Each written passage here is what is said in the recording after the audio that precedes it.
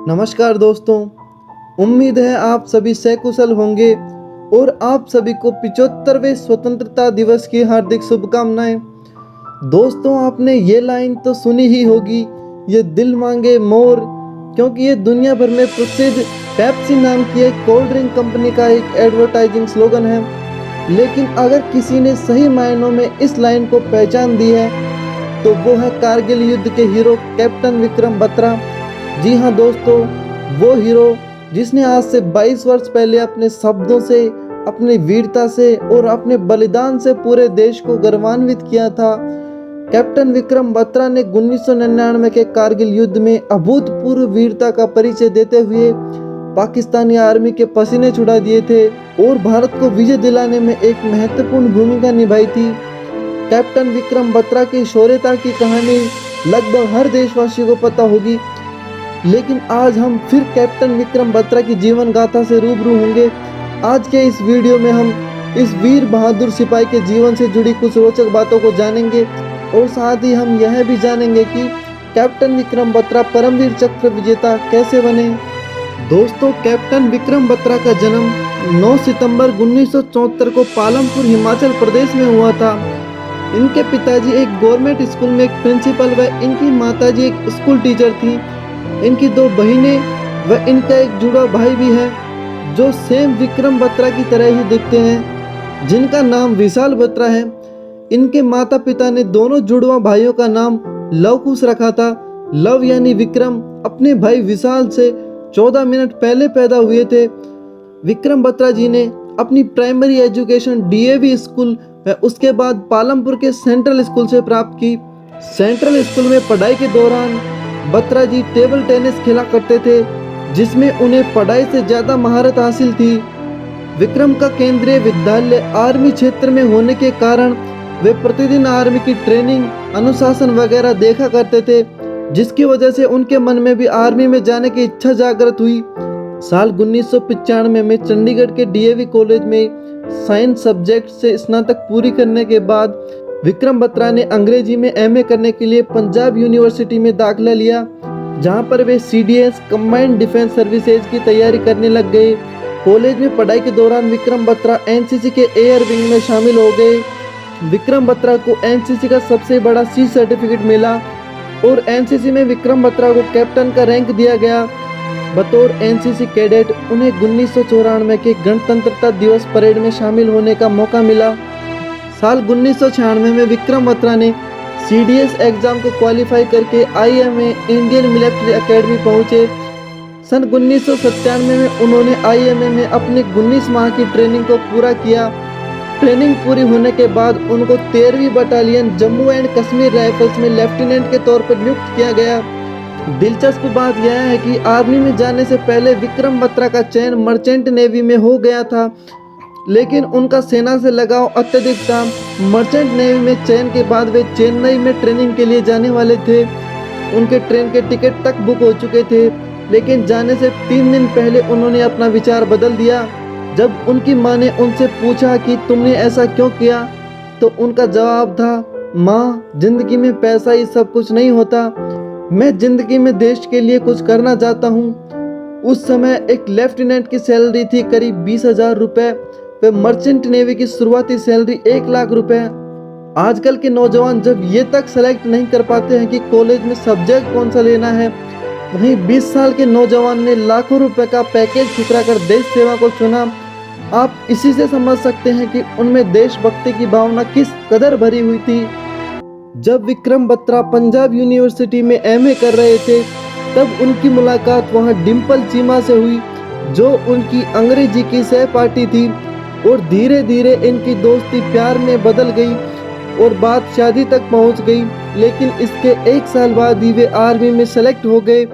दोस्तों, जब 1997 में कैप्टन विक्रम बत्रा को जम्मू कश्मीर के सोपोर में 13वीं बटालियन में लेफ्टिनेंट के तौर पर नियुक्त किया गया, तो तभी से इस वीर बहादुर योद्धा के जीवन में एक नए अध्याय की शुरुआत हो चुकी थी।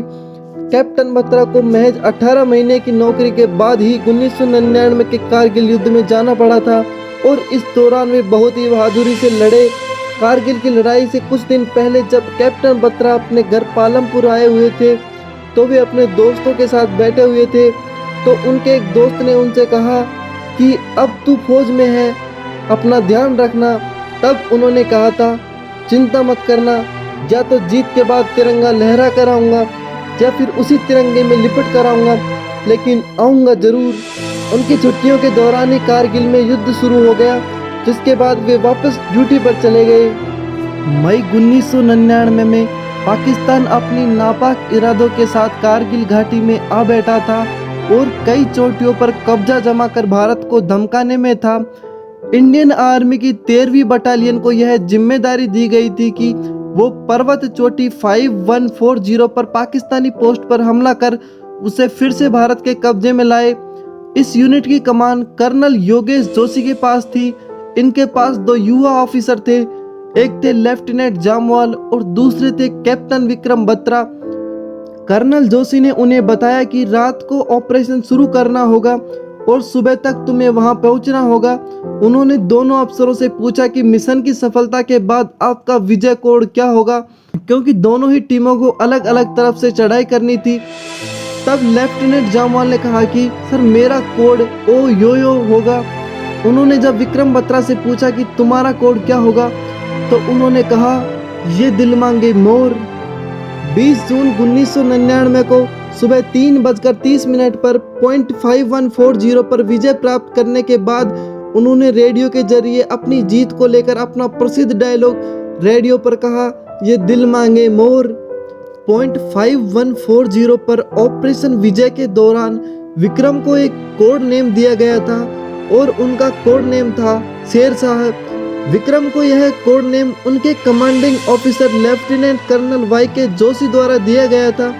उनके द्वारा प्राप्त की गई जीत से भारत के लोग एवं भारतीय सेना इतने खुश हुई थी कि उनको कारगिल का शेर नाम दिया गया।